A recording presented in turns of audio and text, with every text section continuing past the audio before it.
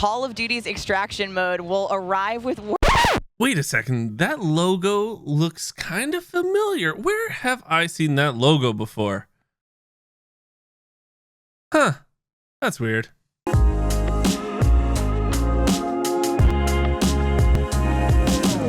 We got so much info about the new Call of Duty today that it was kind of actually overwhelming. And it makes sense because, well, the game's not going to be an annual release anymore.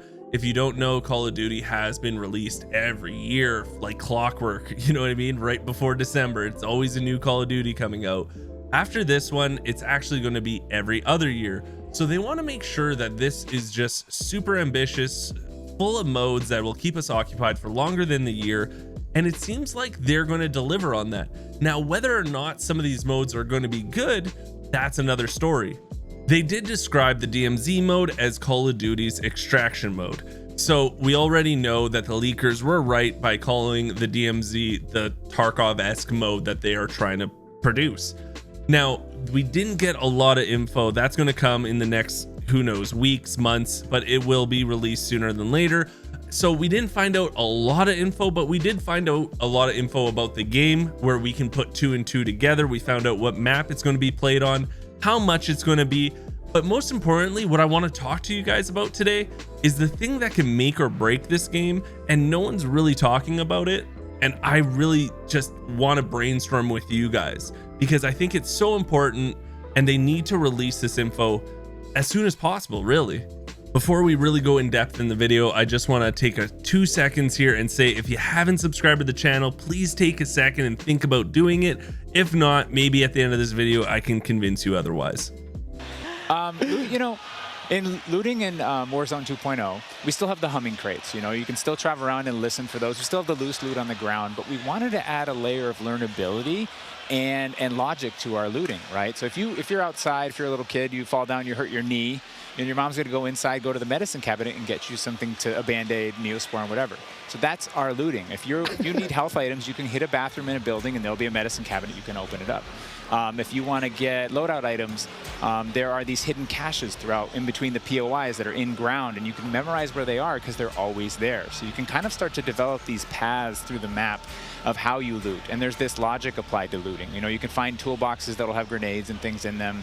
And you find these other crates that are kind of like, it's as if the military that occupied this space came through and dropped off military items. Those crates are always there.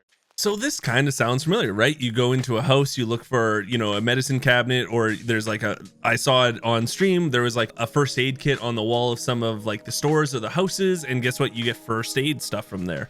Okay, that sounds familiar. You go into a shop and you see a cash register, and guess what? You can loot the cash register and I'll have a bunch of money. Now, they also talked about caches, right? They talked about how there's going to be caches and they're going to be in the same spot every single time on the map.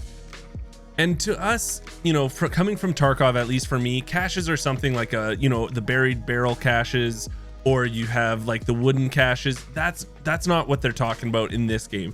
In this game, it seems like caches are actually just what looks like weapon crates, and it looks like they're going to be in the same spot statically on the map every single time. So whether you're playing Warzone or whether you're playing the DMZ, they're always going to be in the same location, so you can go, you know, obviously loot them. While watching Warzone 2.0, I was noticing that you can get things for like gas masks to guns to ammo to money out of these caches, and I'm guessing it's going to be the same kind of thing when you're playing the DMZ mode. We're not 100% sure yet though. We also got to take a look at the new backpack system in Warzone 2.0, which I'm guessing is going to be kind of like the system we're going to be using in DMZ. I only saw one size backpack. I was trying to find if there was other sizes in Warzone, but who knows. All I could find was this clunky one right here. It does look fairly small though, right? It doesn't look like there's a lot that you can put inside of it. I'm thinking there's going to be different sizes in the DMZ mode, but I can tell already that the streamers, when they were using the backpack system and they were just using the inventory system in general in Warzone 2.0, it felt clunky and they didn't like it. It didn't feel fluid, a lot of them said, and I can see that right now. But we do have to remember that this whole thing is in alpha at the moment, and DMZ isn't, of course, finished, and it's not coming out till after Call of Duty comes out, which by the way, it does release November 16th, day and date with Warzone 2.0. And here's the other cool thing, you guys, is it's free. That's right. That's what's super exciting, I think, about the DMZ mode, is not only is it dropping with Warzone 2.0, but it's also free. That is super cool. And that just means more people are going to play, you know, an extraction type game. And I think a lot of people are trying to make it so it's like Call of Duty versus Tarkov now, when in reality, it's just going to be a different game, like the Cycle Frontier was. It's just a different game, and it's a good way to get people introduced to extract style games. And guess what? Guess who's the king of extract style games? That's right, Tarkov. So if people are really interested in the DMZ, they really like it, but you know what? Maybe it's just not lacking that depth that Tarkov has. They're going to be like, oh, what other games are like this? And obviously a lot of people will say, well, Escape from Tarkov started this whole thing, and they'll come and check that game out. So it's only going to be good for Tarkov. I think the people that are going to argue about this, and the people that want, you know, there to be a fight against COD versus Tarkov, they'll just make it up in their mind, when reality, I don't think there is a fight there. It's two different games. We don't know for sure, but I can't see it being like you either play DMZ now or you play Tarkov. That's it. We are going to have this argument for months to come, so I'm going to just shift gears and talk about the map that Warzone and DMZ is on. That's right, both Warzone and DMZ are going to be taking place on the same map. That's called Al Mazrah, and it's actually the largest map they've ever made for Call of Duty. And if you didn't know, I think it was Caldera was the biggest map before this one, and that was 9 square kilometers. So you can imagine an extract style game being in this open map that's bigger than 9 square kilometers. It's going to be pretty wild. And they're also describing Al Mazrah as a desert setting with a mix of industrial areas, towns, cities, and some water. And guess what?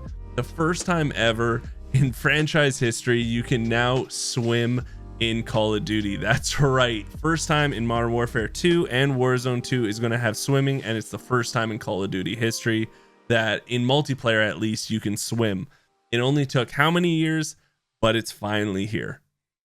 Another cool thing about this new map is there's going to be strongholds, which sounds like they're going to be fortified bases with a lot of hard bosses on it. And there's going to be in Warzone 2.0 and what sounds like in the DMZ also. And when you kill all the AI in this one area, they're going to have loadouts, really high value loot. And here's the other cool thing that I saw during the beta here in Warzone 2.0. There's actually keys in the game. You can see it at the top of this person's head, but there are going to be keys, which I'm sure you're going to need in the DMZ. Maybe you're going to be able to keep them and bring them in.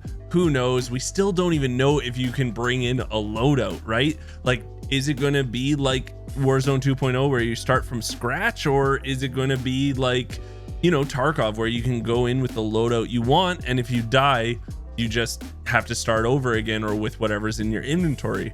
I think this is the biggest question we have, is what is the game going to be like? And I'm really excited to find out about that. But my biggest thing is, what's the carrot at the end of the stick? That's my big make or break for this game, to be honest, is the carrot at the end of the stick. Why, as a Call of Duty player, do I want to play DMZ over Warzone 2.0 or over the multiplayer? Like, what's the carrot at the end of the stick for the DMZ game?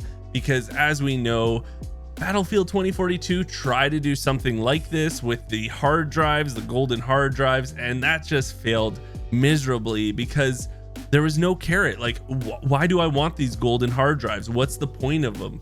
There was no real point. It was just to, I guess, play this game mode, and it just got kind of boring because I just went and got hard drive after hard drive and they were for nothing. So I'm really hoping that the carrot at the end of the stick for this game mode is good enough that people will actually want to play it instead of playing, say, Warzone or the multiplayer. Yes, the multiplayer is going to cost money, but Warzone doesn't. So is it going to drag people from playing Warzone 2.0 over to this other free-to-play mode, DMZ?